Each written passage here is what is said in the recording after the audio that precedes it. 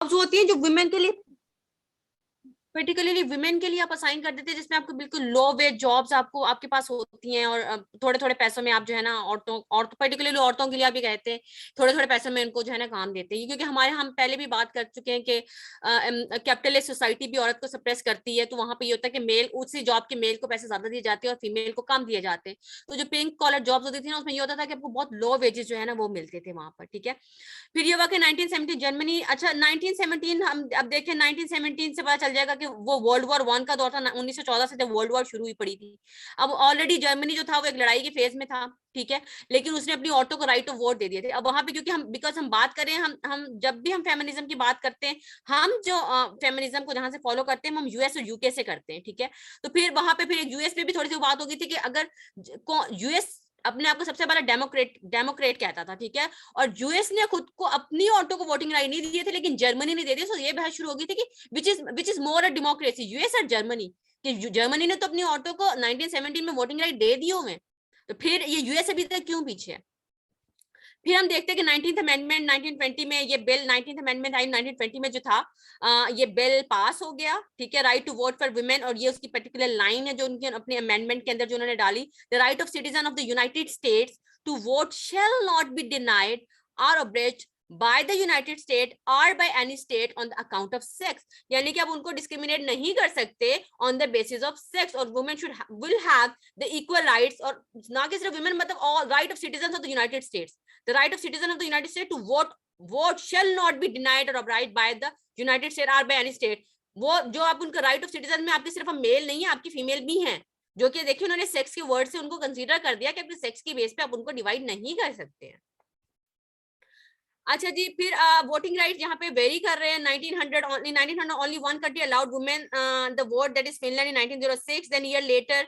यहाँ पे ये सारा ये मैंने आप पढ़ लीजिएगा, इसमें कोई ऐसी बात नहीं, सिर्फ मैंने ये लिखा हुआ है कि किस कंट्री को कब जो है वो वोटिंग राइट। मैंने इसको एमसीक्यू पॉइंट ऑफ व्यू से यहाँ पे मेंशन कर दिया था, but I don't think so कि इतनी डिटेल में जाके पूछेगा, बट ये कि एक दफा नजर से गुजर जाए तो आप लोगों को पता चल जाता है कि हमने क्या चीज जो है वो पढ़ी है, ठीक है। तो इसमें सिर्फ वही लिखे हुए हैं कि किस कंट्री को जो है ना वो कब वोटिंग राइट जो है वो मिले। पता नहीं मैं कोई बात बताने लगी थी ऊपर से लिंक करके, वो मेरे जहन से निकल गई है अब। हाँ हाँ, अच्छा 1920 के अंदर ना क्योंकि अब यहाँ पे 1917 में जर्मनी ने भी क्योंकि उनको वोटिंग राइट दे दिए थे, और उसके अलावा फिर क्योंकि अब जब यूएस का उस वक्त प्रेसिडेंट था वुडरो विल्सन ना, तो अब उस वक्त क्योंकि वॉर के एक फेज में थे, और जो वुमेन जो एट दैट टाइम उन्होंने बहुत हेल्प आउट की अपने मेन को, और लाइक हमने पहले भी बात की कि उन्होंने जो है वो भरपूर साथ दिया स्टेट में, because the people were the main particularly were in the war, और जो वहां पे पीछे जो स्टेट को संभालने वाली थी वो औरतें थी, और फिर उनका रोल देखते हुए जो थे ना, जो इवन जो प्रेसिडेंट थे, उन्होंने कहा कि क्योंकि वुमेन का इतना रोल है तो डेफिनेटली इनको जो है ना हमें राइट ऑफ वोट देना चाहिए, और क्योंकि इनकी एक से होनी चाहिए, बिकॉज मेन नहीं थे, in the absence of main इन्होंने जो है एक स्टेट को संभाला है, तो इट मींस दैट कि जो विमेन है इनका जो है आपकी डेवलपमेंट में जो है, ये आपकी इकोनॉमी में एक अहम जो है वो एक हिस्सा है आपकी उसका, तो इनको जो है राइट्स देने चाहिए, और इनको जो है आपको ऊपर लाने की जरूरत है। This is one of the reason कि आप जो है वो 1920 में यूएस ने जो है उनको राइट ऑफ वोट दे दिए थे। अच्छा जी, ये vindication of the right of women, ये मैरी वर्सनक्राफ्ट और सेनेका फॉल, ये सारे इसके रीडिंग्स हैं। ये इसमें जो एक पर्टिकुलर इन्होंने आप यहाँ पे देख भी लें, जो एक इसी फेज को पर्टिकुलरली फर्स्ट वेव के ऊपर इन्होंने बात की हुई है। ये आप कह लेंगे जो इसमें बुक्स वगैरह या कोई चीज आई फॉर इंस्टेंस के किसी को जो है वो देने के लिए, क्या मैं कहूँ, आगाही के लिए कि क्या फर्स्ट वेव क्या थी, या हम बात करते हैं, हम जो इनकी मैरी वर्सनक्राफ्ट की बात करते हैं, तो इनका खुद का भी बहुत बड़ा रोल है, बेटी फ्रेडेन का बहुत बड़ा रोल है इन मूवमेंट्स के अंदर। सो ये this were the particular women, और ये जैसे and I am women, so and I am women जो था, ये हमने पहले ही बात की थी सोजनर ट्रुथ, तो इन्होंने ये एक ना सिर्फ एक ब्लैक के ऊपर बात की, इन्होंने कहा था कि ब्लैक वुमेन के पर्टिकुलर इन्होंने बात की थी कि मैं औरत नहीं हूँ, कि अब अगेन मैं औरत नहीं हूँ से मुराद यही था ना कि बिकॉज औरत क्यों अपने वो कह रही थी कि मैं एक औरत नहीं हूँ, क्यों नहीं हूँ, बिकॉज मेरे पास वो राइट नहीं है, राइट ऑफ एजुकेशन नहीं है, राइट ऑफ हेल्थ नहीं है, even I do not have any say in any of the matter, तो आर्ट आई वुमेन। क्योंकि अब वहां पे सिर्फ अब ये भी कह सकती थी कि मतलब अब हम यहाँ पे सिर्फ ये बात, क्योंकि ये खुद एक ब्लैक वुमेन थी, और इवन स्लेवरी का concept eight that time again prevail कर रहा था, तो इन्होंने हर पर्सपेक्टिव से एक बुक लिखी थी जिसमें ये सारे आइडियाज जो थे ना वो इनकम पास हो रहे थे।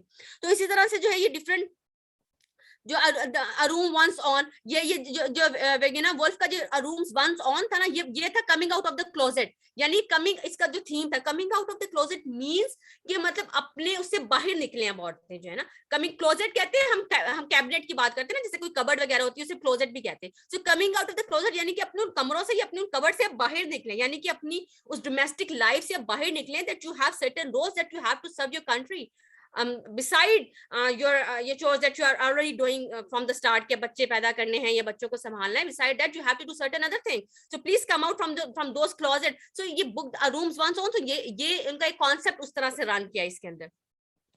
इसी तरह से और भी राइटिंग है जो बाद में आती रही, feminism the essential historical writing या क्रिमिनल इडियट्स वुमेन, एंड ये सारी वो है, देख लें, ये सिर्फ नजर से गुजारने की जरूरत है, इनको पढ़ने की या याद रखने की जरूरत नहीं है, क्योंकि मुझे आई गेस के लाइक कुछ बुक्स के नाम आ जाते हैं, आई थिंक एक दो नजर से मेरी गुजरे थे पास पेपर जब मैंने देखा है इसका, सोशियोलॉजी का या इस तरह के, मैंने जेंडर का भी देखा था एक, तो उसमें बुक्स के कुछ पूछे हुए थे ऑथर का नाम, तो इसलिए मैंने ये डाल दिए, बट आई डोंट थिंक के इनको बहुत, क्योंकि हम नहीं याद कर सकते इतनी चीजें, अभी हमारे नाम बिल्कुल नए हैं, अनटिल एंड अनलेस हम बार बार इनको नहीं लें तो हमारी जुबान पे रवा भी नहीं होंगे, तो बस देख ले, जितना जिसको आसान लगे उतना उसको कर ले, कोई जरूरत नहीं है इतनी, बस मैंने इसलिए डाल दिए कि कम से कम अगर होता है तो हम देख ही लेते हैं। अगर वैसे मैं कह देती कि आप प्लीज कोई किताबें देख लीजिएगा तो आप नहीं देखते, क्योंकि हम जाहिर है वो एक अलग एफर्ट करनी पड़ती है, तो हम कहते हैं कि बस ठीक है जितना है, 2 ही नंबर जाएंगे ना, जाएंगे भी, तो इसलिए मैंने ट्राई किया, अगर है तो मैं डाल ही देती हूँ, कम से कम होगी तो हम पढ़ लेंगे। अच्छा जी, सो 1920 जो है हमने देखा, 1920 में वुमेन को मिल गया राइट ऑफ वोट। उसके बाद हम देखते हैं जो सेकंड वेव ऑफ फेमिनिज्म है ना, ये पर्टिकुलरली स्टार्ट होती है 1960 से, ठीक है। अब कुछ कहते हैं कि 1960 से ये स्टार्ट होती है, तो पहली वेव जो थी वो गई 1848 की 1850 से स्टार्ट हुई और गई 1960s तक, तो ऐसा बिल्कुल नहीं है। फर्स्ट वेव आपकी 1920 में खत्म होगी, बिकॉज द मेजर एजेंडा और the goal was the suffrage right, ठीक है, इक्वलिटी। वहां पे जब उनको राइट ऑफ वोट मिल गया तो वो वुमेन जो थी वो ठंडी होकर बैठ गई कि बस ठीक है जी, हमें राइट ऑफ वोट मिल गया, हमें से मिल गई, हमें अगर राइट ऑफ वोट मिल गया, फिर डेफिनेटली उस ड्यूरेशन के अंदर उनको जो है वो बहुत सी चीजें जो वो चाह रही थी वो काम करती रही, क्योंकि फर्स्ट उन्होंने वर्ल्ड वॉर में ऑलरेडी अपना एक वो दिखा दिया था कि कुछ हम कर सकती है, तो ये था कि उनको किसी हद तक जो है ना उन्होंने अपॉइंट करना शुरू कर दिया था कि वुमेन जो है वो काम कर सकती हैं और ये कर रही हैं, तो इनको जो है ना उन्होंने अपने साथ वो उसमें ले, दो उनको एक लोअर रैंक की जॉब, पूछना चाह रहे हैं कुछ, किसी को पूछना है कुछ? ये मैंने ना ये डेट्स पढ़ी थी ना, फर्स्ट वेव, सेकंड वेव और थर्ड वेव की, ये मैंने 2-3 लिंक से मैंने पढ़ी ना, तीनों जगह पे डिफरेंट था। लाइक कहीं पे था फर्स्ट वेव तो थी ना, वो थी 1950 से 1960 से फर्स्ट, फिर 70 से 80 सेकंड और 90 से फिर वो थर्ड। एक जगह पढ़ा मैंने वो 60 से 70 फर्स्ट, 70 से 80 सेकंड और फिर आगे 90 जो है थर्ड। अब मुझे अब आप बता रही हो कि ये 60, अब वो मैंने फर्स्ट वेव 50 से 60 फर्स्ट वेव पढ़ी, अब ये मुझे 3 जगह से, यानी कि मैंने डाटा लिया, तीनों से ही डेट्स जो है ना वो डिफरेंट आ रही हैं। आप डाटा नेट से ना उठाएं, आप किसी ऑथराइज बुक से डाटा उठाएं ना, आप नेट से ना उठाएं। नेट पे तो हमें, नेट पे मैं भी कोई चीज पकड़ के डाल दूं तो वो भी जारी हो जाएगी, मैं कह दूं कि जी ये तो शुरू ही 2021 में हुई थी तो वो बात चलना शुरू हो जाएगी। तो इंटरनेट में हम किसी ऑथराइज सोर्स की बात करते हैं, अगर आपने कोई चीज कहीं से उठाई है तो आपके पास ऑथराइज सोर्स होना चाहिए। प्लस मैं ये जस्टिफाई आपको कर सकती हूँ कि क्यों 19 या 1848 से स्टार्ट हुई, बिकॉज मेरे पास एक बैकग्राउंड है कि मैं क्यों बात कर रही हूँ कि 1848 से स्टार्ट हुई है, ठीक है। मैं अगर 1920 को उनको राइट ऑफ वोट मिल गया तो मैं इसलिए इसको कहती हूँ कि जब उनका मेजर एजेंडा था, कॉमन सेंस भी है ना, जब उनका मेजर एजेंडा यही था कि उनको राइट ऑफ वोट चाहिए और उनको 1920 में मिल गया, तो उसके बाद क्या तुक है कि वो वेव आगे तक चलती रहती, ठीक है। और अगर मैं बात करूंगी कि 1960 से सेकंड वेव ऑफ फेमिनिज्म क्यों स्टार्ट हुई, तो मैं उसके पहले रीजंस दूंगी कि ये वाली रीजंस थी तो 1960 से मोमेंटम गेन किया, ठीक है। अब उसके दरमियान में हम ये बात करते हैं कि 1920 से 1960 के दरमियान में हम ये कैसे कह सकते हैं कि फर्स्ट वेव नहीं चल रही थी, बिकॉज उस दरमियान में हमें कोई भी ऐसी मूवमेंट नजर नहीं आती जो फर्स्ट वेव के साथ लिंक कर रही थी, ठीक है। हमें कोई ऐसी अगर कोई ऐसी प्रोमिनेंट मूवमेंट नजर आती तो डेफिनेटली उसका कहीं ना कहीं नाम तो होता ना। इंटरनेट पे इतने ज्यादा सोर्सेज हैं जो आपने पढ़े होंगे, आप कोई भी इस ड्यूरेशन की एक ऐसी मूवमेंट बता दे जो इस दरमियान में हुई और हम उसको लिंक कर सके, हाँ जी ये जो है फर्स्ट वेव का पर्सपेक्टिव था, तो ये उसके साथ लिंक कर रही है, तो इट मींस दैट कि फर्स्ट वेव जो है वो 1960 तक चल रही थी, तो फिर हम इसको जस्टिफाई कर सकते हैं ना। अगर हमें कुछ ऐसा मिलता है, मुझे तो नहीं मिला, जहां जहां से मैंने रेफर किया या मैंने पढ़ा, तो मुझे तो कहीं से ऐसा नहीं लगा। और बिकॉज मैं इतने वसूखा क्यों कह सकती हूँ, क्योंकि मैंने 3-4 बुक ऑलरेडी कंसल्ट की हुई है जेंडर स्टडी से रिलेटेड, सो आई नो कि कहाँ पे। अब उस दिन सर ने भी 2-3 डेट्स मुझे भेजी थी कि कौन सी सही है, ठीक है, मैंने उनको भी बताया था, लेकिन फिर भी मैं भी गलत हो सकती, मैंने इसको क्रॉस चेक किया, although I was sure, because क्योंकि मैंने 2-3 दफा इसको नजर से गुजारा हुआ था, तो मुझे पता था कि ये क्यों, अगर 1960 है तो क्यों है। हाँ, हम जो है ना उसमें वेरी करते हैं, 19 जो आपकी वेव है ना, इसमें हम वेरी करते हैं, कोई 2014 से कहते हैं, कोई 2001 से कहता है, ठीक है। इसको हम तब तक, मैंने जैसे पहले बात की, हम इसको तब तक इंक्लूड नहीं कर सकते जब तक ये खत्म नहीं हो जाएगी, क्योंकि हम इसका मेजर एजेंडा ही नहीं पता हमें अभी तक। हम चल रहे हैं कि हमें ये नहीं है, तो क्योंकि जो है वुमेन जेंडर बेस्ड वायलेंस बहुत बढ़ गया, वुमेन बेस्ड वायलेंस बहुत बढ़ गया है, तो ये चीज अभी चल रही है, तो इसलिए हम उसको कंक्लूड नहीं करते। क्योंकि फर्स्ट वेव को तो उन्होंने नाम ही तब दिया था जब 1960 से सेकंड वेव शुरू हुई, तो उन्होंने कहा जो पहली खत्म हुई वो फर्स्ट वेव थी। जी मिस गुल, कुछ समझ लग रही है बात, या अभी भी सेटिस्फाई नहीं हो रही है? अगर आप कहती है तो मैं आप कहती है तो मैं आपको अच्छा नहीं, आपको रेफरेंस शेयर देखो कर कहीं सकती ऐसा हूँ। तो नहीं है जैसे अब हाँ नहीं नहीं बिल्कुल मजाक कर रहा, नहीं नहीं नहीं, मैं जिसमें है कि मेरा मतलब जरा, आपने तो बुक पढ़ी है ना, मैंने तो बुक भी नहीं पढ़ी, तो ये डाटा सर्कुलेट हुआ था, यस डाटा सर्कुलेट हुआ था ना, तो उस हवाले से ना भाई वो कह रहे थे हो सकता है जैसे जर्मनी में राइट टू वोट किसी और डेट में मिला है, यूके में कोई और है, इस तरह न्यूजीलैंड में किसी और सन में मिला है, तो ये भी तो हो सकता है वहां पे जो वीमेन जो इकट्ठी हुई हुई थी, उन्होंने किसी ने कभी स्टार्ट की हो, किसी ने किसी और टाइम पे स्टार्ट की हो, यूके यूएसए जो प्रोमिनेंट कंट्रीज थी, उनकी जो फीमेल्स थी अलग अलग टाइम पे आई हूँ, मतलब ये हो सकता है, लेकिन ये अगर आपने बुक पढ़ा तो फिर ये जाहिर है बुक्स में ऑथेंटिक ही दिया मैं होता ये है। भी आपको रीजन, मैं इसकी आपकी बात का भी आपको जवाब देती हूँ, आपका मुतमिन होना जरूरी है, तभी आपको ये डेट याद रहेगी। मैंने बिल्कुल स्टार्ट में ये कहा था कि जब भी हम फेमिनिज्म की बात करते हैं तो हम उसकी बेसिस देखते हैं यूके और यूएस, हम जर्मनी नहीं देखते, हम क्यूबा नहीं देखते, हम नॉर्वे नहीं देखते, क्योंकि हम यूएस को क्यों कोट करते हैं, बिकॉज वो वर्ल्ड पावर है। हम यूके क्यों करते हैं, क्योंकि वो हाईएस्ट इकोनॉमी है उसकी। तो हम जब भी बात करेंगे तो हम इन दो की परस्पेक्टिव से देखेंगे, यहाँ पे कोई वेव कब स्टार्ट हुई या कब मिला। अब देखिए, अब हम ये भी तो कह सकते थे कि 1906 में, ये 19 जो है वो फ्रांस में क्योंकि मिल गया, तो नहीं हाँ ये दो 1960 में चली, खत्म हो गई। हाँ यूके और यूएस ही ज्यादा प्रोमिनेंट है।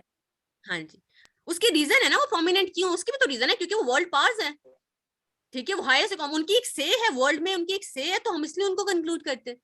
तो हम अब हम के हमें हमारी, अगर हम अपनी बात करें पाकिस्तान की, तो हम तो, हमारे पास तो फर्स्ट वेव में हम थे ही नहीं, तो हमें हमारी कौन सुनेगा, हमारी तो फर्स्ट वेव वो फिर तो बनती ही नहीं है, क्योंकि हमारी तो वुमेन को राइट वो 1970 में जाके, या हम बात करें जब जब एक हमारे यहाँ जब सेकंड वेव शुरू हुई, तो तब हमारे यहाँ जो है ये ट्रेंड पकड़ा फेमिनिज्म ने। तो फिर हम क्या कहेंगे, हमारी फर्स्ट वेव कौन सी थी? अब हम ये कहेंगे क्योंकि हम 1947 हम वजूद में आए, तो 1947 पहले हमारी फर्स्ट वेव चली, और 60s के बाद जब फिर हमारे, हम ये तो नहीं ना कह सकते, और अब हम वर्ल्ड से भी कहेंगे तुम लोग भी इसी को कंसीडर करो। तो हम सिर्फ उसको कंसीडर करते हैं जिसकी एक से होती है पॉलिटिकल, ठीक है, जिनकी एक इंटरनेशनल ग्राउंड्स में जिनकी बात तस्लीम की जाती है, वर्ल्ड वाइड तस्लीम की जाती है, इसलिए हम यूके और यूएस की बात करते हैं।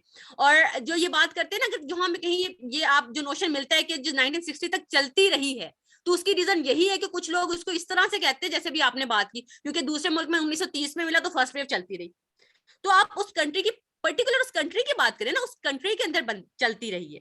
लेकिन हम क्योंकि यूएस और यूके के पर्सपेक्टिव से बात करें, तो हम यही कहेंगे कि 1920 में फर्स्ट वेव खत्म हो गई और 1960 से सेकंड वेव शुरू हुई। अब जिसने मोमेंटम पकड़ा है 1960 से, तो उसको कह दे ठीक है वो ना। अब ये तो सारे कहेंगे। अब देखिए, किसी को अगर राइट ऑफ वोट मिला है 1930 में फॉर इंस्टेंस, और वो फिर अगर उसको राइट ऑफ वोट 1930 में मिल गया, तो वो कैसे कह सकता है कि वो 1960 तक फर्स्ट वेव मिला? उसके लिए तो फर्स्ट वेव 1930 तक हुई, किसी के लिए 1920 तक होगी, किसी के लिए 1937 तक होगी, तो फिर भी 1960 तक तो सबकी नहीं आती है ना। अगर किसी की एक आती भी है, तो अब कोई एक के पीछे तो पूरी दुनिया नहीं लग सकती ना। तो हम वो कहते हैं ना, मेजोरिटी अथॉरिटी, तो जहां पे मेजोरिटी लाए करती है, बिकॉज हम यूके और यूएस को फॉलो करते हैं, तो हम उसी को ही देखेंगे, उसी को ही कंसीडर करेंगे। इसलिए हम उसकी जो एक मेजर वो है जो प्रिवेल हुआ पड़ा, दैट इज 1920, ठीक है। जितनी भी आप कोई अच्छी जेंडर से रिगार्डिंग बुक कंसल्ट करेंगे, तो वहां आपको 1920 ही मिलेगा, ठीक। और मैंने यही रीजन है कि आज मैंने सबके वो लिखे हुए कि किसी को वोटिंग राइट कब मिला, ताकि ये भी आपकी कंफ्यूजन निकल जाए कि कोई ये कहता है कि 1960 तक है, तो वो क्यों कहता है, ठीक है। लेकिन आपका अपना आइडिया क्लियर होना चाहिए कि अगर हम ये बात कर रहे हैं कि 1920, अगर मैंने ये बात की 1920, तो मेरे पास एटलीस्ट उसकी रीजन होनी चाहिए कि मैंने 1920 क्यों की है। अगर आप किसी को कहते हैं कि 1920 को राइट ऑफ वोट मिल गया, खत्म हो गई, तो आपको पता होना चाहिए कि क्यों आप ये बात कर रही हैं, ठीक है। तो फिर अगला कोई भी नहीं कह सकता क्योंकि आपके पास रीजन है और that is the solid reason. तो फिर कोई किस तरह से उस चीज को जस्टिफाई कर सकता है। और एग्जामिनर की अगर बात करें तो एग्जामिनर के अगर हम कहें कि उसको ना पता हो तो ऐसा हो नहीं सकता भाई, वो एग्जामिनर हमसे बहुत आगे है, आगे की चीज है। तो ऑब्वियसली उसके हमारे ये कॉन्सेप्ट है तो उसके कॉन्सेप्ट हमसे बहुत आगे के हैं, तो इसलिए ये चीज डरने की बात नहीं है। 1920 ही आप उसको कंसीडर करें, क्योंकि हम अगर किसी पर्टिकुलर कंट्री का पूछा जाए तो ऑब्वियसली फिर तो आप वही लिखेंगे, उसी के लिहाज से लिखेंगे। लेकिन ऐसा होता नहीं, ऐसा नहीं पूछते। जनरल जो नोशन है वो यही है, 1920 में खत्म होगी, दूसरी 1960 से स्टार्ट होगी। ठीक है, कुछ मैं जी क्लियर अस्सलाम कर पाई खुद वालेकुम। को?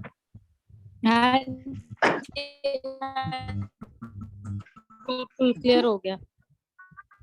वालेकुम सलाम। जी मैडम, मैं ये कहना चाहता हूँ कि ये ठीक है आपने जो डेट्स वगैरह बताई हैं, इसमें कुछ ज्यादा कन्फ्यूजन वाली बात नहीं है। वो मतलब हो जाता है आगे पीछे, जैसे नहीं नहीं ग्रीन सर, रेवोल्यूशन है, नहीं नहीं नहीं नहीं इसकी नहीं कोई नहीं, कोई ऐसी बात नहीं। ऑथेंटिसिटी हम नहीं है। सबका क्लियर होना बहुत जरूरी है, इसलिए मैंने इसको इतना टाइम दिया, क्योंकि मिस गुल ने ऑलरेडी, उन्होंने क्योंकि इसको पढ़ा हुआ है। अब जितना हम ज्यादा पढ़ते हैं ना तो हमें कंफ्यूजन ज्यादा होती है, आंटी ने अनलेस हमारे पास कोई प्रिसाइज सोर्स नहीं हो। और दूसरी सबसे बड़ी बात ये कि मैं आपको सजेस्ट करूंगी, आप प्लीज बजाय ये कि हम उतना ही टाइम लगा देते हैं इधर उधर से चीजें उठाने में इंटरनेट से, क्योंकि ये इन्फॉर्मेशन का दौर है और हमें यहाँ पे बहुत इन्फॉर्मेशन मिल जाएगी आपको, बहुत बेतहाशा ग्रुप ज्वाइन कर लें, आपको रोज की हजारों के लिहाज से आपके ग्रुप में इन्फॉर्मेशन फेंकी जाएगी। तो हम क्योंकि उतना ही टाइम लगा देते हैं, बट आई वुड सजेस्ट कि इट्स बेटर कि आप कोई अच्छी बुक कंसल्ट किया करें किसी भी टॉपिक को पढ़ने के लिए, रेदर कि आप या कोई रिसर्च पेपर अगर कोई उठाए तो कोई रिसर्च पेपर उठाया करें। अब उसका तरीका यही है कि अगर आप लेट्स सपोज अगर वेव, आपने वेव्स के बारे में पढ़ने ना, तो आप गूगल ऐसे ही करें कि waves of feminism research paper, ठीक है, आगे लिखे। तो क्योंकि रिसर्च पेपर भी जो होते हैं ना वो एक ऑथराइज सोर्स होते हैं, किसी अच्छे का आपको मिल जाएगा। या एकेडेमिया का एक ऐप है हमारे पास, एकेडेमिया की ना, तो वहां पे बहुत आपको रिसर्च पेपर मिल जाएंगे। तो वहां पे एक अच्छे जो है ना, फिर ये तक वहां पे ये चीजें कंफ्यूजन नहीं होती। अगर आपके पास होता है ना तो आपको पता होता है कि एक जेन्युइन इन्फॉर्मेशन है। तो ये ऐसे नहीं होता, मैं मुझे कोई कह देगा, कोई उठा के, मैं यकीन नहीं करूंगी अगर मैं गूगल करूंगी इसकी डेट, मुझे कोई 3600 आर्टिकल्स मिल जाएंगे, किसी पे क्या डेट लिखी होगी, किसी पे क्या, मुझे क्या पता चलेगा जब मेरा सब्जेक्ट का नॉलेज ही नहीं है, मुझे क्या पता चलेगा कि कौन सी डेट सही है इसके अंदर से। तो ये ऐसी चीजें होती है, लेकिन उसका हल यही है कि हम कोई ऑथोराइज सोर्स उठाएं, उसका बेस्ट सोल्यूशन यही है। तो हम बजाय ये कि इधर से पढ़ें, तो या तो आप लोग रिसर्च पेपर उठाया करें कोई चीज पढ़ने के लिए, या कोई अच्छी किताब उठाया करें। और पीडीएफ की फॉर्म में बेतहाशा किताबें मिल जाती हैं।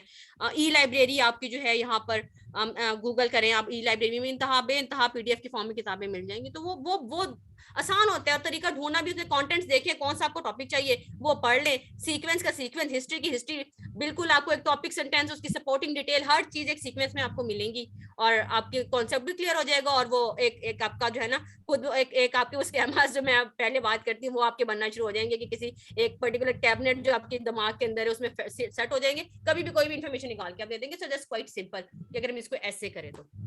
एनी हाउ, आगे चलते हैं। सेकेंड वेव ऑफ फेमिनिज्म, अच्छा जी, हाँ ठीक है।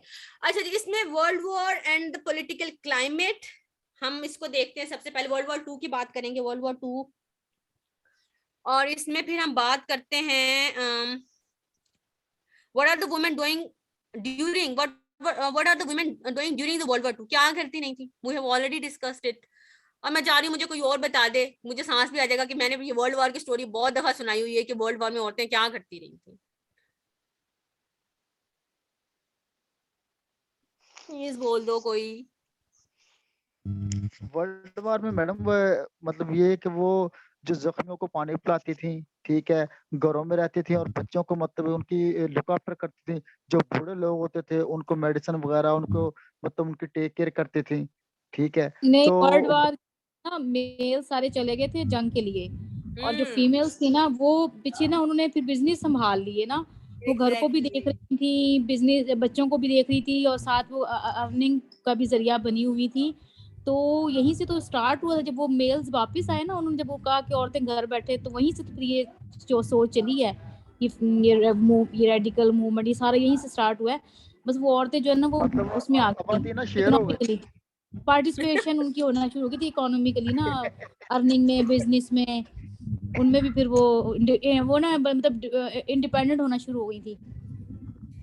बेसिकली ना ये औरत के साइकी है, and this is quite normal, अगर आप इसको एक्सपीरियंस भी करें ना। मतलब मैं थोड़ी देर के लिए बाहर चले गए थे। क्या क्या कह रहे हैं? जी मेल वो थोड़ी देर के लिए बाहर चले गए हैं, साल 2 साल के लिए, और जब पीछे देने लगी वो थी कि उसी मैं भी बेस यही पे तो औरत एग्जाम्पल को देने वो लगी थी दबाती है ना, कि वो जिनके अर्निंग कर रहे हस्बैंड होते बाहर हैं। चले जाते हैं, आप देखें, जो औरत घर के सारे काम घर के करती थी और मर्द बाहर के, जिनके मियाँ मोस्टली, अगर मैं न्यूक्लियर फैमिली की बात करूं, जिनके मियाँ बाहर चले जाते हैं, तो वही औरत है जो फिर बाहर के भी काम करती है, सब्जी भी लाती है, शॉपिंग भी, ग्रोसरी भी करती है, सब कुछ करती है और अकेले करती है।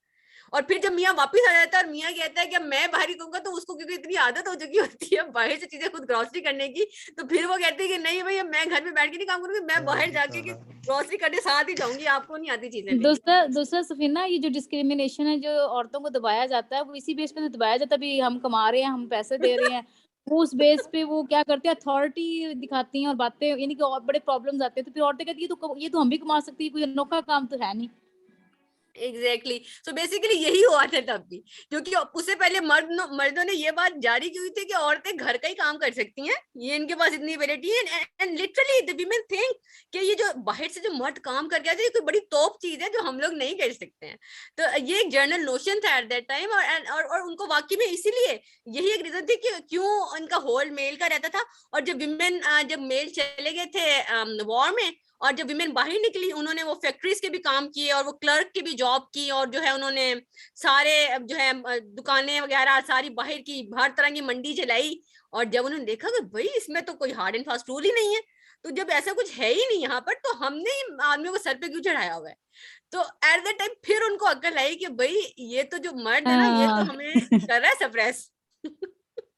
ऐसा भी, ये एक और भी अब करंटली ऑब्जर्व कर लो, अब ये जो जॉब्स वाला सिलसिले स्टार्ट हुए हैं, अब मेल्स पहले क्या होते थे, कमा के लाते थे, तो वो आके जी कपड़े भी धो के दो, खाना जो हमारे आगे रखो, हमारे सर में दर्द है, सर दबाओ, ये करो वो करो। अब फीमेल जो जॉब करके आती है ना, वो अब ये नहीं कह सकती कि हमें कपड़े धो के दो, ये हमारा ही खाना पका के, मेल को ये नहीं कहती, वो घर भी देख रही होती हैं। मतलब फीमेल वो कहती है हम भी तो कमा के आ रही हैं, तो वो बच्चे भी देख रही होती हैं, घर के काम काज को भी देख रही होती है। मेल्स इसमें फिर भी पार्टिसिपेट नहीं करते, वो करते भी है तो बराए नाम।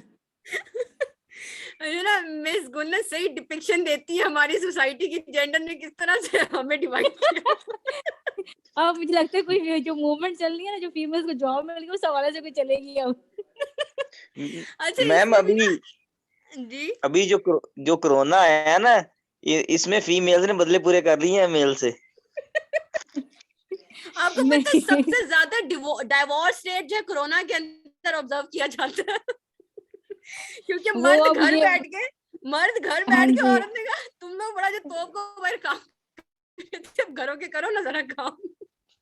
फिर लड़ाइयां ही होनी थी घर में, और क्या होना था, बाहर से आप कमा के नहीं ला रहे, फिर किस लिए आप जो है औरतों के ऊपर हुक्म चला रहे हैं, या औरतों के ऊपर अपना जो है वो एक इंप्रेशन जमा रहे हैं कि आप तो, अगर आपका होल्ड था तो वो आपके कमाने के ऊपर ही थे ना, आप कमा आप है नहीं रहे, ठीक है, तो आप क्या करेंगे घर में बैठ के। आप उधर औरतों को इसलिए वो करते थे कि मैं बाहर से कमा के लाता हूँ तो तुम्हें घर के काम करने हैं, अब तुम अब कमा के नहीं ला रहे हो, तो अब बताओ अब ये क्यों, हम इसीलिए हमें ये डाइवोर्स रेट एक वन ऑफ द रीजन कि हमें क्यों इतना ज्यादा इसके अंदर दिखने को मिलता है, और ये रिपोर्ट है इसके ऊपर बाकायदा तौर पे। सो बेसिकली, और पता है दूसरी बात ये भी है कि हम हमारा इसके यहाँ कॉन्सेप्ट आता है डबल बर्डन वुमेन, हम आगे इसमें आज पढ़ेंगे भी डबल बर्डन। तो वुमेन को ना हम इस तरह से कंसीडर करते हैं, अगर वो बाहर जॉब कर भी रही है ना, तो वो मैटर नहीं करती है, ऑल्दो वो मेल के बराबर की जॉब कर रही होगी, but that will be considering like इस तरह से होगा कि वो एक सेकंड शिफ्ट है उसकी, कि उसको कंसीडर करेंगे आपके एक जो है ना सेकेंडरी काम कर रही है वो, दैट्स नॉट रिक्वायर्ड। हमने पिछली दफा भी क्लास में ये डिस्कस किया था कि उसको इसलिए नहीं सैलरी भी ज्यादा दी जाती है कि वो कौन सा फैमिली को रन कर रही है ना, उसके ऊपर बर्डन थोड़ी ना है, और मेल को हम इसलिए ज्यादा दे देते हैं क्योंकि उसको लुक आफ्टर करना होता है द होल फैमिली, ठीक है। तो मतलब ये रीजन है कि हम औरत की जॉब को भी कंसिडर नहीं करते, अगर बाहर करके भी आ रही है तो बेचारी ये नहीं कह सकती कि मेरा सर दुख रहा है तो दबा दो और बच्चे तुम संभाल लो या खाना तुम बना लो। हाँ, that can be, but in some cases जहाँ पे आपकी न्यूक्लिएटेड फैमिली है, या आपका जो फैमिली जो है वो इतनी ब्रॉड माइंड की है, जो हमारे पाकिस्तानियों में तो खैर बिल्कुल भी नहीं है, बाहर आपको देखने को डेफिनेटली मिल जाएगा, हमारे यहाँ नहीं मिलेगा, और हमारे यहाँ अच्छा क्या नहीं, किसी भी डेवलपिंग कंट्री में नहीं बाहिर मिलेगा। ऐसी है, बाहिर ना ऐसे किया हुआ है, मैं रही हूँ ना, तो उसमें ऐसे था कि मैंने देखा है कि घर के काम उन्होंने डिवाइड किए हुए हैं, कि तुम भी कमा रहे हो, मैं भी कमा रही हूँ, घर के काम अब दोनों हम कमा रहे हैं, अब दोनों ही मिलके घर के काम करेंगे। मतलब कि मैं, अगर तुम कुकिंग कर रहे हो तो मैं कपड़े वॉश कर लेती हूँ, अगर आप बर्तन धो रहे हो, यूटेंसिल्स बर्तन धो रहे हो, तो मैं घर साफ कर लेती हूँ। इस तरह से डिवाइड किए होते हैं। और बाहर मैंने देखा कि ये जो प्लम्बर वाला काम औरतें कर रही हैं, सिलेंडर्स वाले काम औरतें कर रही हैं, बसेस औरतें चला रही हैं, और ये जो घर बन रहे हैं वहां पे फीमेल्स को मैंने देखा है, यानी कि जो मेल्स काम कर रहे हैं बराबर फीमेल्स कर रही हैं, सब्जियां बेच रही हैं, मछली बेच रही हैं। मैं मार्केट जाती थी, वहां पे फीमेल्स भी खड़ी होती थी, कुछ शॉप्स पे मेल्स खड़े हुए होते थे।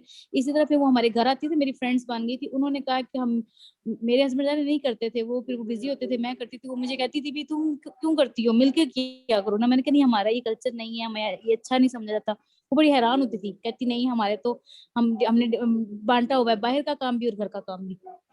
तो ये आपके वेव्स का ही नतीजा है ना, बाहर की दुनिया बहुत आगे है आपसे, हम अपने कल्चरल उससे बाहर नहीं निकल रहे, हमारी कल्चरल इंप्लीकेशन है जो हमारे ऊपर लगी हुई है, या जिनको हम हमारे कल्चरल नॉर्म्स या वैल्यू सेट है कि हम उससे हम बाहर। अगर आप अभी देख लेना, अभी देख लें, अगर घर में आप अपने हस्बैंड आपके 2 काम कर देगा तो उसपे वही एक टैग लगा दीजिएगा जी, बीवी का वो बना हुआ है, गुलाम बना हुआ हाँ है, या बिल्कुल हाँ बिल्कुल। गुलाम। इवन की अगर बच्चा जो है ना वो दोनों का ही है ना, वही बच्चा औरत का भी है और मर्द का भी है, अगर उस बच्चे को अगर उसने कपड़े चेंज करवा दिए ना तो वो पूरी फैमिली उसके लिए ये एक ताना बन जाता है, फलान टाइम पे हमने ये काम किया था ना। उससे वो शर्मिंदा करने की कोशिश करते हैं। कोई अगर करने के लिए कोशिश करे ना कि चलो मेरा बच्चा, मैं इसको नहला दूं या कपड़े चेंज करवा दूं, बाकी जो फैमिली ना उसको टोंट बाजी करती है, ये टोंटे हाँ मारना शुरू कर रान दिया, मुरीद मौलाना शरीफ का रनमुरी, बच्चा। ये शर्मिंदा लफ्ज गुब्बारा, नहीं ये जा रहा था काम मेरे नहीं मुंह करता, से। ये मुरीद काम भी, नहीं और इसके करता। अलावा ये भी कहते हैं ये किस तरह की माँ है, ये माँ ये है। किस तरह की माँ है, हाँ बाप काम कर रहा है, ये माँ किस तरह की है भाई, वो तुम्हारा उसका भी तो बच्चा है, बच्चे को ही कर रही है ना, अल्लाह माफ करे। तो ये तो अच्छा, फिर ये देखो, ये अगर देखा जाए ना, तो अगर हम इस्लाम को देखें तो हमारे पैगंबर की अगर हम लाइफ को देखें, उनकी 13 बीवियां थी, तो उन्होंने करके दिखाया, उन्होंने कभी भी किसी भी बेगम पे हुक्म नहीं जमाया, किसी भी बेगम को नहीं कहा एग्जैक्टली। कि मेरे कपड़े धो के दो या मेरा जूता उठा के लेकर आओ, ये सारे काम खुद करते थे। उन्होंने 13 दफा यानी 13 बीवियों के साथ जिंदगी गुजारी, कर करके दिखाया है। लेकिन हम जो है, हमने जो हिंदुओं को फॉलो एक किया हुआ बीवी है, के साथ कर ले तो ही मसले खड़े हो जाते हैं। और फिर जी फिर वो क्या होता है, कोई एक बंदा कोई इस्लाम पे चलने की कोशिश करता है ना, तो 900 बंदे उसकी टांग खींच रहे होते हैं कि तू भी हमारी तरह हिंदुओं के मजहब पे चलो। नहीं, ये बात नहीं है। अब ये देखिए ना कि हमारी असल में ना, देखिए इस्लाम को हम हर चीज में, इस्लाम को हम वहां पे लेके आते हैं जहाँ पे हमारा फायदा हो रहा होता है, ठीक है, हम फायदा हो, हर हाँ बात बिल्कुल। इस्लाम बस की करेंगे, देखने के लिए इस्लाम ले आते हैं, वहां जब पे अपनी बात बात करेंगे। आती है ना, हाँ, हाँ जब मर्द 4 दे, शादी की बात करेगा ना तो इस्लाम का नाम लेके करेगा, इस्लाम में 4 शादियां अलाउड है, ठीक है। हाँ जब जी, हाँ जी। ये बात क्यों नहीं करता कि 4 शादियां अलाउड है, तो आप बीवी के साथ, आपसे सल्लम का बीवी के साथ क्या एक लिंक था या किस तरह का उनका एक रिलेशन था, आप नहीं, वो तो नहीं देखते हैं। तो सेपरेट हम होम की इस्लाम बात करो, अच्छा 4 शादियां का अलाउ है, अलग घर की बात करो तो लो जी, ये तो औरत ही नहीं ठीक, ये तो मिल के चलने वाली नहीं है, ये तो ऐसी है, ये तो वैसी है। भी अगर हम ऐसी वैसी हैं तो फिर जो बीवियां हमारी अलग अलग के साथ जिंदगी जो गुजार के गई है, फिर क्या वो भी ऐसी थी? मतलब कि मैं इतनी हैरान हूँ कि इतनी तरक्की होने के बावजूद दिमाग अभी तक हिंदुओं के अंदर ही फंसे हुए हैं कि अगर इस्लाम की आप बात करोगे तो आपको बुरा कहा जाता है, अगर आप इस्लाम की भी बात कर लो औरतों के हक में। मतलब इतना हमारा वो हो चुका है। हालांकि बाहर के ऐसा ममालिक ना वो इस्लाम के मुताबिक से ही जा रहे हैं, मैंने ये ऑब्जर्व किया है। उनके पास ना, बिल्कुल। मैंने देखा ना, वो थोड़े से मियाँ बीवी मर्द आपस में हजरात उनकी कुछ भी जो बोल रहे थे कोऑर्डिनेशन है। बेचारे, इरिटेटेड फील कर रहे हैं इस बात से। जी, मर्द हजरात अपने अपने में भी फायदा, अपने इज़हारे ख्याल से, क्या उसको कहेंगे, मैं वर्ड इस्तेमाल करूं प्लीज, क्या कहते हैं आप लोग की सोच क्या राय विचार। है? Majority is authority. मेजोरिटी अच्छा अथॉरिटी बिल्कुल नहीं ना, बात हो रही है अच्छा रियलिटी बिल्कुल की। ऐसा ही है। हमारे इस्लाम की अगर हम बात आप करें अपने तो अपने घरों ये में देख ले, दाएं बाएं देख ले, ऐसे ही हो रहा है, औरत को दबाया जा रहा है, हिंदू कल्चर को प्रमोट किया जा रहा है, इस्लाम को तो मतलब औरत अगर इस्लाम की बात कर भी लेना तो वो औरत बुरी लगना शुरू हो जाती है, बुरी क्या, वो सबको कहते बुरी हैं लगना शुरू हो बेहयाई जाती के है। काम आप कर रही है। हम क्योंकि एक्सक्यूज मी, क्लोनाइज्ड उससे बाहर निकले और हमारे माइंड अब तक भी वहीं फंसे हुए, और ये फंसाए गए हैं हमारे दिमाग। हमारा सबसे आपका जो आप जो इस चीज से बाहर निकल के आते हैं ना, उसको मोड ऑफ अच्छा, एजुकेशन है, पढ़े लिखों और को हमारा अनपढ़ मोड ऑफ ट्रेनिंग दे रहे होते हैं, एजुकेशन मैंने ये भी बड़ा देखा है। जो एक अनपढ़ है ना, जो बिल्कुल हिंदू सिस्टम के साथ जुड़ा हुआ है, तो वो कोई पढ़ा लिखा लिबरल आ जाएगा ना, वो लिबरल पे क्रिटिसाइज करना शुरू कर देते हैं कि वो अगर सेटअप को चेंज करना चाहे तो वो जो अनपढ़ होते हैं ना, जो बिल्कुल हिंदू सिस्टम के साथ जुड़े हुए हैं हिंदू, वो एजुकेट करना शुरू कर देते होते हैं, मतलब उसको आगे जाने नहीं देते। मेरे इतनी कोई ज्यादा है ना कि कोई निकलना, मिस दल गुल नहीं होती, बहुत जैसे जज्बाती हो गई है। बहुत दल नहीं जज्बाती हो होती। गई मिस, आप जी लेक्चरर छोड़े, आप वी शुड किसी एनजीओ मूव, में लगाते हैं, गो वुमेन राइट्स के अहेड। लिए काम करें आप। हमें आगे जाना चाहिए, हमें आगे मूव करना चाहिए। ये तो इस तरह के क्वेश्चन ही पेपर में आने। लेकिन ये है कि इससे ना क्लियरिटी बड़ी अच्छी हो जाएगी। मैम कुल हम आपके दुख के बराबर, आपके दुख में बराबर के शरीक है, बिल्कुल। हौसला नहीं रखें आप ना आप इंशाल्लाह। अपनी वाइफ्स के साथ से वो हो जाए अकॉर्डिंग टू इस्लाम, तो सारी मतलब जो जो समझता है ना वो किबले दुरुस्त कर लें। जी इंशाल्लाह हो गया हमारा, हम मूव करें आगे। अच्छा जी चले हमारे पास काम है और स्लाइड्स काफी ज्यादा है, मेरी टॉपिक बात हमारा सुनिए, लेंथी है। मैंने कल का दिन ही देना, आज चाहे 2 बच्चे भी रहेंगे ना एंड नहीं तक नहीं ये मैंने आज इंशाल्लाह के हो खत्म जाएगा कराने हैं। ना, नहीं इंशाल्लाह हो जाएगा। ये आम यानी कॉमन सी बातें बार बार रिपीट हुई हुई है, पहले भी लेक्चर में काफी दफा ये चीज रिपीट हुई हुई है। जी मैम इस काइंडली फास्टली मूव कर। चलें ठीक है। अच्छा फिर खुद जहाँ पे नहीं पता चले मुझसे पूछ लीजिएगा, मैं अब डिटेल में नहीं जाऊंगी, कोशिश करूंगी। अच्छा जी तो वर्किंग, अच्छा ये वही बात सारी जैसे कि आप लोगों ने सारा बताया, तो बेसिकली ये पूरे ड्यूरेशन में वही चीजें चलती रही थी, growing out of civil right. अच्छा यहाँ पे सिविल राइट ऑर्गेनाइजेशंस जो है वो फिर सिविल राइट ऑर्गेनाइजेशन जो सिविल सोसाइटी आपकी होती है, जो एनजीओ वगैरह, ये आपकी सारी सिविल सोसाइटी होती है, ये ग्रो करना शुरू हो गई थी। जो यंग वुमेन थी उनकी इन्वॉल्वमेंट बढ़ना शुरू हो गया, ब्लैक वुमेन जो थी वो थोड़ा सामने आना शुरू हो गई थी बात करने के लिए वुमेन्स के ऊपर, जस्ट बिकॉज के जो मार्जिनलाइज हो रही थी, और ड्यूरिंग द वर्ल्ड वॉर जो सारा कुछ हुआ, या बाद में भी उनको बिल्कुल वो जो पिंक कॉलर जॉब्स उनको दी गई, और इसके ऊपर जो है ना उनका जो था ये इसकी यही रीजन थी जो वो सेकंड वेव जो है इसका हमें स्टार्ट दिखने को मिलता है। अगेन ये वही बात आ रही है यहाँ पे भी, women 1960s women made most of their gains political and economic in the 1960s second wave feminism. The issue economic equality, discrimination and civil rights. The personal is political, the personal is the political. ये आपको याद होना चाहिए, ये इसका जो था वो गोल वो था, स्लोगन था, पर्सनल इज पॉलिटिकल, कि जो आपका पर्सनल है इसको मैं आपको डिकंस्ट्रक्ट करूंगी इस सेंटेंस को भी, कि पर्सनल इज पॉलिटिकल का क्या मीनिंग है जब हम आगे जाएंगे। तो basically personal, again personal refers to your personal things, whatever you do in your home, that refers to the personal, and political obviously जब हम आपके जो governmental level rules and regulations की बात करते हैं या लॉ की बात करते हैं जो लेजिटिमेट होते हैं, तो बेसिकली जो सेकंड वेव ऑफ फेमिनिज्म थे ना, ये बात करते थे कि personal is political, that personal is no longer personal now, ठीक है, अब इसको ये पॉलिटिकल हो गया, because personal is totally linked to the politics, politics is totally linked. ये आगे मैं बताऊंगी इसको डिटेल, आगे हम जब बात करेंगे इसकी, तो मैं उसमें फिर इसको फर्दर आपको इंकॉर्पोरेट करके दिखाऊंगी कि किस तरह से इस तरह ये बात की है इन्होंने, क्यों इसका, क्योंकि स्लोगन आपकी पूरी वेव को जो है ना वो काउंटर कर रहा होता है। The issue lack of equity, equal pay for equal work, ये इनका मसला था। A major issue after women received the vote, most obvious inequality between men and women. जब उनको वोट मिल गया तो फिर वो men and women के अंदर पहले तो उनको ये था कि कम से कम मिल जाए, और उसके बाद उनको ये हुआ कि जो है ना men and women के दरमियान में इनइक्वालिटी थी, उसको वो कहते थे कि अब इसको खत्म किया जाए। अच्छा ये ma'am discrimination, the difference between men, आप ब्लैक फीमेल की बात कर रही है ना इसमें? किसकी बात कर रही? Black females. ब्लैक फीमेल्स क्या? मैंने कहा ये जो स्लोगन था ये ब्लैक फीमेल्स का था? नहीं, ओवरऑल ब्लैक वुमेन का नहीं, ओवरऑल स्लोगन था ये। ठीक मैंने ये अच्छा, the difference between men's and women take home pay was a central issue in 1960. Equal pay for equal work, yet to pay gap persists. Many women earning remains stalled at around 70 to 80%. Most of the men, many women find that the jobs that pay, अच्छा ये मैं इसको पढ़ी, मैं आपको just generally बता देती हूँ। बेसिकली वही बात कर रहे हैं, उसके बाद हो रही थी क्योंकि विमेन अगर वही काम मर्द कर रहे हैं और वही काम औरत करी, तो औरत को पैसे कम दिए जा रहे हैं, तो इक्वल पे की उनकी डिमांड थी, ठीक है। उसके बाद ये था कि majority of women continue to work traditional employment sector, nursing, teaching, क्योंकि इसी सेक्टर में काम करी थी। Pink collar jobs, often called pink ghettos भी कहते थे।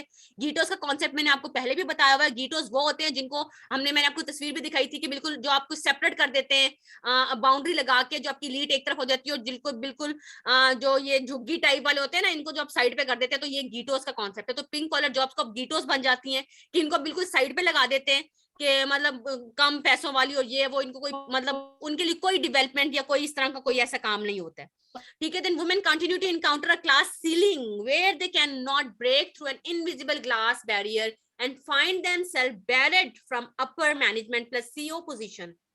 अच्छा जी, तो वो कह रहे हैं कि women continue to encounter a class ceiling. Class ceiling हम कहते हैं कि आपको एक बैरियर फिट कर दिया जाता है कि उससे आगे आप जा ही नहीं सकती हैं, लाइक विमेन को, क्योंकि उन्होंने रेस्ट्रिक्ट कर दिया था to the pink collar jobs and they are not allowed to have the seats of CEO या अपर पोजीशन की कोई भी आप सीट जो है ना वो नहीं दे रहे थे। तो क्लास सीलिंग का इफेक्ट हम इसको कहते हैं कि जहाँ पे वुमेन को अलाउ ही नहीं किया जाए कि वो एक पर्टिकुलर या ऊपर वाली सीट जो है ना, जो आपकी हायर, जिसपे आपको हायर सैलरी मिल रही हो, हायर अथॉरिटी हो, वो सीट्स वुमेन को नहीं दी जाती थी। Sexism and harassment in the workplace continue to be common place, और जो है ये आपका सेक्सुअल हरासमेंट वगैरह जो चीजें थी ये कॉमन थी eight that time.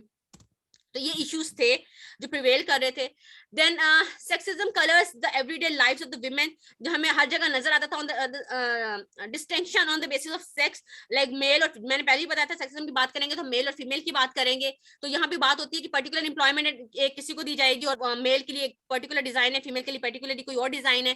Then education in the 1960 there was a gap between men and women regarding literacy. Man के पास ऑब्वियसली मैन जो थे ज्यादा एजुकेटेड थे, वुमेन कम एजुकेटेड थी, और literacy rate increase from women को वो इंक्रीज करने की जरूरत है। तो इस पे बेसिकली ये सारे उनके issues at that time they were facing, और जिसकी वजह से उनको जरूरत पड़ी कि क्यों अब उनको सेकंड वेव लाने की जरूरत है या क्यों उनको बोलने की जरूरत है। By the 1960s, more women and knowledge and access to the contraceptive development and the birth control pills drastically changed women's life, and they really think that if women have the right for the baby themselves, so definitely they can progress. We have already discussed in the previous class as well. They think that women, there's no need to be get married because अगर वो शादी कर लेती है तो they are more into the upbringing of the child and और वो फिर जो है ना अपने पर्सनल गोल्स को वहां पे जो है गोल ओरिएंटेड नहीं रहती हैं। तो इसकी वजह से उनको लगा कि जी हमें बोलने की जरूरत है और हमें ये राइट्स मिलने चाहिए, एजुकेशन का राइट, इक्वलिटी का राइट, जो है ये आपको अबॉर्शन, राइट ऑफ अबॉर्शन जो है, ये सारी चीजें हम आगे भी और मजीद डिटेल में भी पढ़ लेंगे। तो बेसिकली इनके जो थे ये इसलिए कहते थे कि ये चीजें इनको जरूरत है और इस वजह से उनको बोलने की जरूरत है, ऊपर आने की जरूरत है। Then it was thought that if the women had power over the reproductive role, they could choose if and when they would be mothers, they could control their careers. अभी जो मैंने बात की, cut short because of the pregnancy and the motherhood, ये अभी वाली जो मैंने बात है वही बात इन्होंने की हुई है। The second shift today may women work at home unpaid and at work paid labor force expected to do traditional duties at home regardless of working. घर में भी कर रही हैं, बाहर भी कर रही हैं, घर का काम अनपेड है, बाहर की लेबर में थोड़ा बहुत पैसा मिल रहा है उनको। फिर इस पे भी उनको मसाइल थे कि क्यों ऐसा हो रहा है, मैन के साथ मैन घर में तो कुछ नहीं करता, बाहर से बहुत पैसा कमाता है और उसको जो है हायर अथॉरिटी मिली दी जा रही है। Then women continue to be expected to be main care giver if they have children and do the majority of the household chores. वही बातें बार बार रिपीट हो रही हैं। देन थिंग्स टू नो, अब इस पे टू फेमिनिस्ट विंग थे, liberal feminist जो सेकंड है उसके अंदर फॉल करे थे।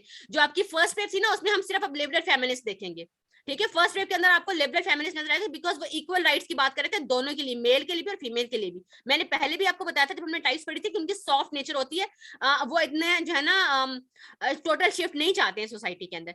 अब जो आपकी सेकंड वेव थी ना इसमें लिबरल भी थे और इसमें रेडिकल भी थे। रेडिकल कौन थे जल्दी से बताया कोई फटाफट।